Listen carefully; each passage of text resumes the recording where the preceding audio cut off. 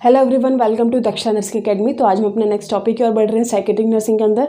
इससे पहले हम सिगमंड फ्रॉइड ने जो थ्योरीज दी थी, साइकोएनालिटिक थ्योरीज, वो हम कवर कर रहे हैं। ठीक है, तो उसी के अंदर हम आज जो नेक्स्ट हमारा टॉपिक है वो हमारा क्या है, डिफेंस मैकेनिज्म।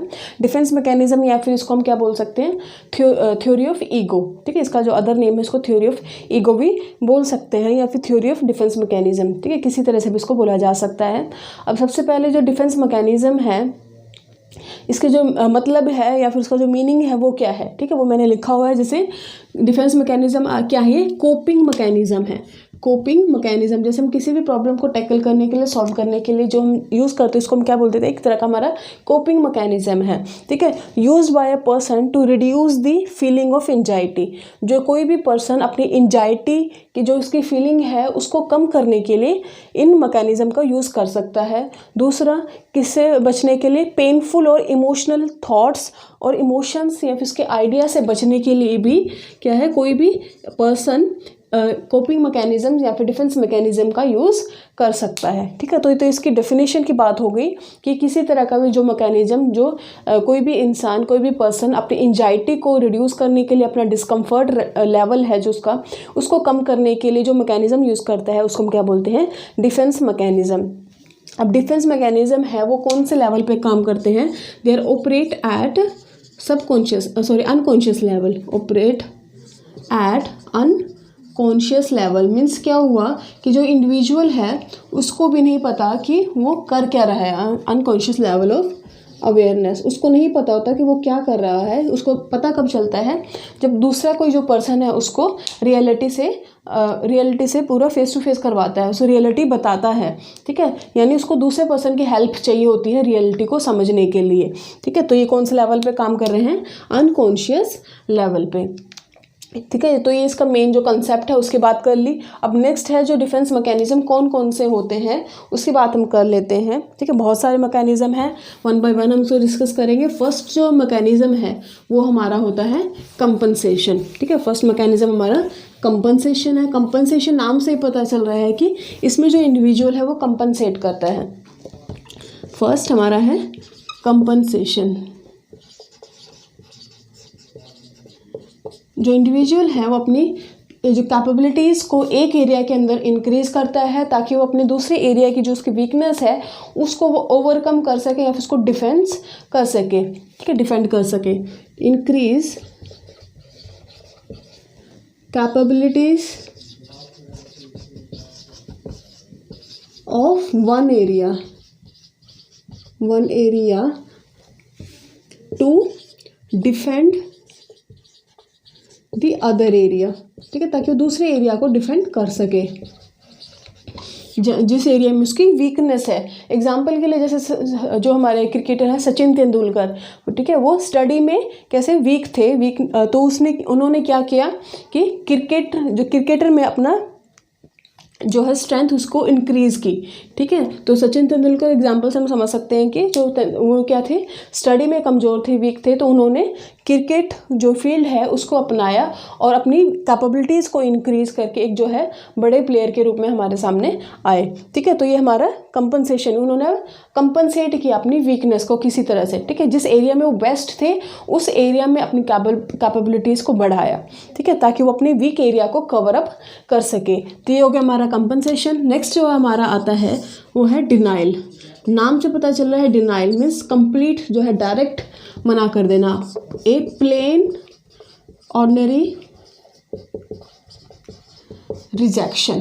ठीक है, साफ मना कर देना, वो क्या होता है, डिनाइल। इसको हम ऐसे भी बोल सकते हैं, फेलियर टू एडमिट दी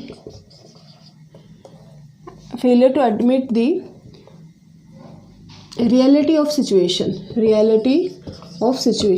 ठीक है, किसी भी सिचुएशन की जो रियलिटी है उसको एडमिट करने से पर्सन मना कर देता है, उसको एक्सेप्ट करने से मना कर देता है। ठीक है, एग्जांपल के लिए जैसे कोई भी कैंसर, एक पर्सन है उसको कैंसर डायग्नोज होता है, ठीक है, डॉक्टर उसको बताता है कि उसको कैंसर है और उसको साथ में ये भी बताता है कि सिर्फ वो 6 महीने तक 6 मंथ तक ही जिंदा रह सकता है। ठीक है, तो वो उस टाइम क्या करता है, एकदम से मना कर देता है कि नहीं मुझे कैंसर नहीं हो सकता। तो उस टाइम जो मैकेनिज्म वो यूज़ कर रहा है, वो कौन सा मैकेनिज्म यूज़ कर रहा है, डिफेंस मैकेनिज्म। ठीक है, और दूसरा एग्जांपल कैसे हो सकता है, जैसे कोई पर्सन है उसको हम डॉक्टर डायबिटीज़ डायग्नोज करता है, डायबिटीज़ बताने के बावजूद भी वो जो है पर्सन क्या है, चॉकलेट की कैंडी खा रहा है, ठीक है, या फिर स्वीट्स को खाता है, तो वो क्या है, डिनाइल, अपनी जो उसकी हेल्थ कंडीशन है उसको साफ मना कर रहा है, कंप्लीट जो उसका रिजेक्शन है उस चीज़ से वो दिखा रहा है। ठीक है, थर्ड जो हमारा एग्जाम्पल होता है वो है डिस्प्लेसमेंट। ठीक है, डिस्प्लेसमेंट में क्या होता है कि जो अपना जो उसके इंटेंस फीलिंग है वो किसी और जो लेस थ्रेटनिंग है वहाँ पे अपने डिस्प्लेस कर देता है। ठीक है, transferring of intense feeling to less threatening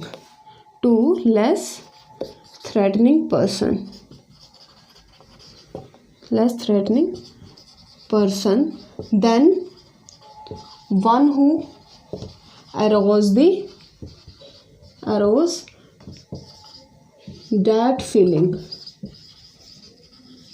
ठीक है, मैंने क्या बोला है कि जो एक पर्सन है वो अपनी इंटेंस फीलिंग को किसी और पर्सन में ट्रांसफ़र करता है कि जो लेस थ्रेटनिंग है। ठीक है, किससे, उस पर्सन से जिसने उस फीलिंग को उसको दिया है। ठीक है, जैसे एग्जाम्पल के लिए एक जो कोई भी एम्प्लॉय है उसको अपने बॉस से डांट मिलती है, ठीक है, स्कोल्डिंग मिलती है, तो उस स्कोल्डिंग को, अपना गुस्से को अपनी वाइफ पे ट्रांसफ़र कर देता है।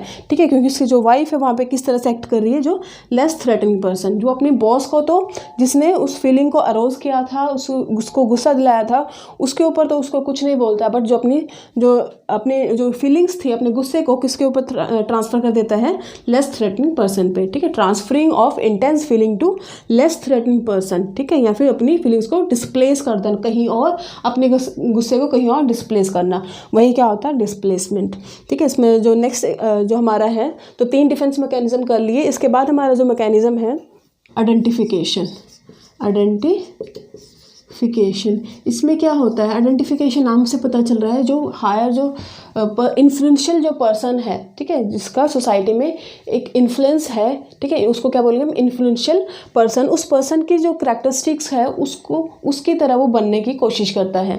ठीक है, जैसे इसको अगर हम मीनिंग इसका समझना चाहें, मॉडलिंग ऑफ इन्फ्लुएंशियल पर्सन या modelling of opinions and actions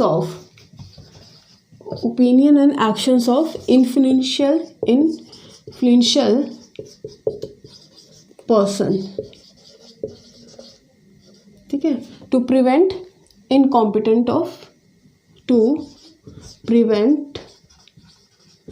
his और हर इनकॉम्पिटेंसी। ठीक है, ये मैंने क्या बोला कि कोई भी पर्सन जो इन्फ्लुएंशियल जो कोई पर्सन है सोसाइटी के अंदर, उसकी ओपिनियन और उसके एक्शंस को कॉपी करता है, मॉडलिंग करता है, ताकि अपनी इनकॉम्पिटेंसी को क्या करे, वो प्रिवेंट कर सके। ठीक है, जैसे एग्जाम्पल के लिए नॉर्मल एग्जाम्पल लेते हैं डेली लाइफ का, जैसे अगर बच्चे हैं वो किसका, आमिर खान का हेयर स्टाइल अपनाते हैं। ठीक है, जैसे गजनी, ठीक है, गजनी हेयर स्टाइल को अडॉप्ट करना, वो किसका हुआ, आइडेंटिफिकेशन। ठीक है, एक इन्फ्लुएंशियल पर्सन के एक्शंस को फॉलो कर रहे हैं। ठीक है, दूसरा एग्जाम्पल कैसे हो सकता है कि जैसे कोई एक नर्सिंग जो स्टूडेंट है वो क्या बनती है, वो क्रिटिकल केयर जो नर्स है वो बन जाती है, ताकि क्योंकि जो क्रिटिकल केयर नर्स वो क्यों बनना चाहती है, ताकि क्योंकि वो इस जो स्पेशलिटी है उसको पसंद है, अपना जो एज अ स्टाफ नर्सिंग उसको पसंद नहीं है। ठीक है, तो क्रिटिकल केयर नर्स बनना उसका क्या है, उसको अच्छा लग रहा है। ठीक है, तो अपनी इनकॉम्पिटेंसी को प्रिवेंट करने के लिए, छुपाने के लिए एक इन्फ्लुएंशियल पर्सन, ठीक है, जिसको हम लाइक करते हैं उसको कॉपी करना, मॉडलिंग करना, वो हमारा क्या होता है, आइडेंटिफिकेशन। नेक्स्ट जो हमारा है आइडेंटिफिकेशन हो गया इंटेलेक्चुअलाइजेशन, ठीक है। इंटेलेक्चुअलाइजेशन ये पहले भी वर्ड सुना होगा आपने, separation of emotions related to, या फिर इमोशंस ऑफ पेनफुल इवेंट,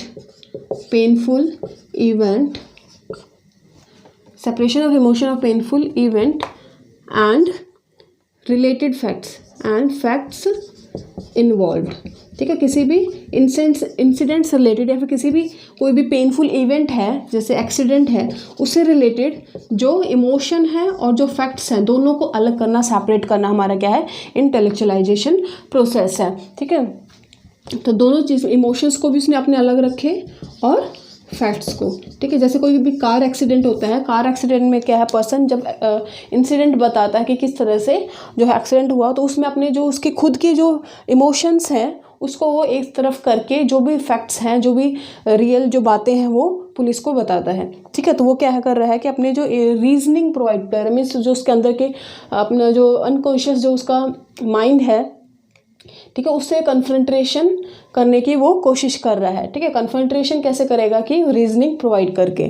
तो ये हमारा कौन सा गया, इंटेलेक्चुअलाइजेशन, ठीक है।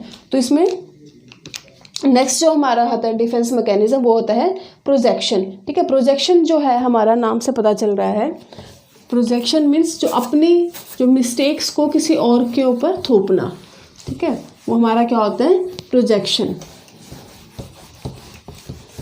ब्लेमिंग नेक्स्ट है हमारा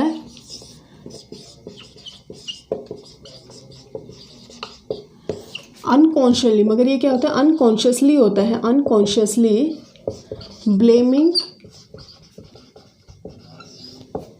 अदर्स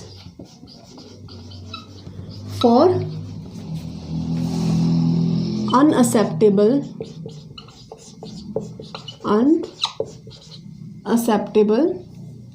थॉट्स,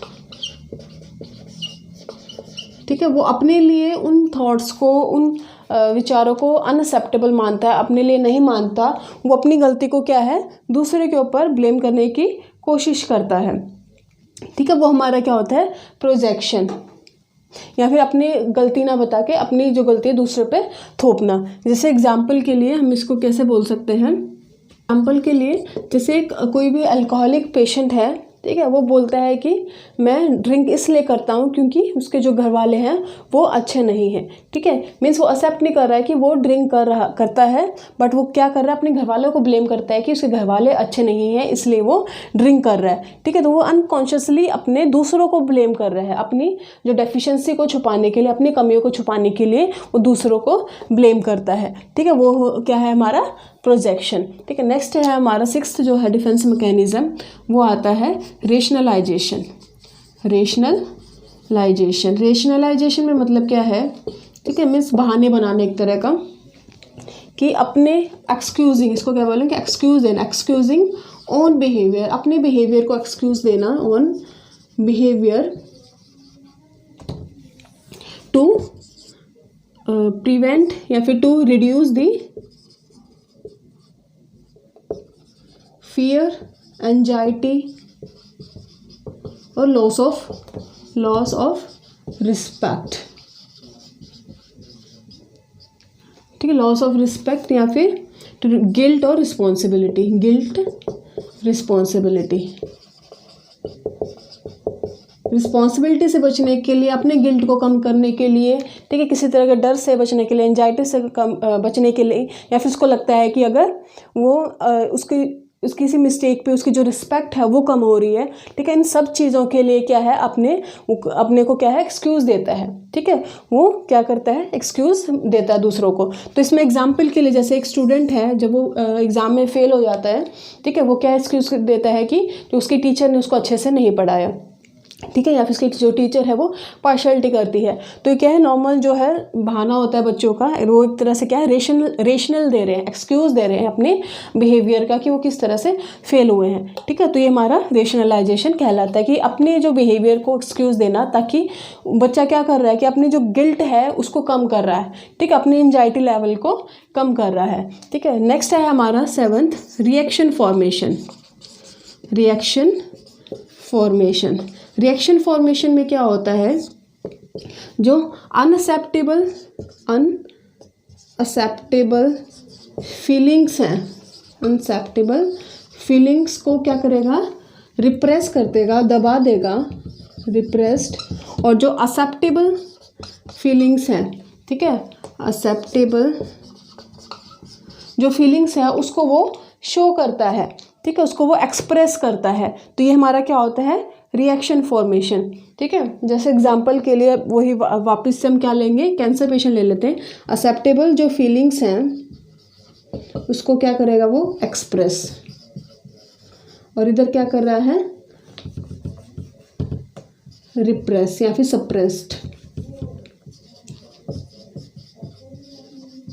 ठीक है, जो अनएक्सेप्टेबल फीलिंग उनको दबा देता है और जो एक्सेप्टेबल फीलिंग उसको एक्सप्रेस करता है। कैंसर पेशेंट है, ठीक है, कैंसर पेशेंट को जब बताया जाता है कि उसको पता है कि उसको कैंसर है, ठीक है, बट फिर भी वो क्या है कि चीयरफुल इन्वायरमेंट पैदा करता है, वो दिखाता है कि वो बहुत खुश है। ठीक है, तो वो क्या कर रहा है, अपनी जो फीलिंग्स है उसको बचा रहा है, उसको प्रोटेक्ट करता है, दूसरों के सामने वो नहीं दिखाता। तो वो क्या कर रहा है, रिएक्शन फॉर्मेशन। असल में कुछ और होता है, ठीक है, चीज़ें कुछ और हैं मगर हम दिखाते कुछ और हैं। ठीक है, मीन्स जो हम दिखाते हैं वो क्या है, वो सोसाइटी के लिए एक्सेप्टेबल है। ठीक है, तो एक्सेप्टेबल फीलिंग्स है, मीन्स हम चाहते हैं कि वो जो पेशेंट है वो क्या है, हैप्पी रहे, चेयरफुल जो अपनी लाइफ है जिए, बट उसी चीज़ को एक्सप्रेस तो करता है, बट जो अपनी फीलिंग्स हैं, ठीक है, उसका जो डर है, उसकी जो एंजाइटी है उसको वो सप्रेस कर देता है। तो ये हमारा क्या हुआ, रिएक्शन फॉर्मेशन। इस नेक्स्ट है हमारा फैंटेसी। फैंटेसी क्या होता है, प्लेजरेबल डे ड्रीमिंग। ठीक है, प्लेजरेबल डे ड्रीमिंग। ठीक है, दिन में सपने लेना, मगर वो सपने कैसे होते हैं, उसके प्लेजरेबल, जिससे उसको खुशी मिलती है, डे ड्रीमिंग। एग्जाम्पल के लिए जैसे कोई भी पैरालाइज पर्सन है, ठीक है, पैरालाइज पर्सन, और किसके सपने देखे, गुड एथलीट बनने के सपने देखता है। ठीक है, तो वो क्या होगी, फैंटेसी। ये सारे जो मैकेनिज्म हैं, ठीक है, आज के लिए हम इतना ही डिस्कस करेंगे, बाकी और भी हैं जो हम नेक्स्ट क्लास में कवर कर लेंगे। तो आज हमने जो मेन कितने टोटल 8 या फिर 9 हमने मैकेनिज्म किए हैं। ठीक है, नंबरिंग में शायद मिस्टेक है, टोटल 9 हमारे डिफेंस मैकेनिज्म हमने डिस्कस कर लिए हैं। ठीक है, इसके बाद की जो क्लास में उसमें हम कंप्लीट कर लेंगे। फिर भी कुछ डाउट है तो आप मुझे कमेंट करके बता सकते हैं। आज के लिए इतना ही। Thank you so much.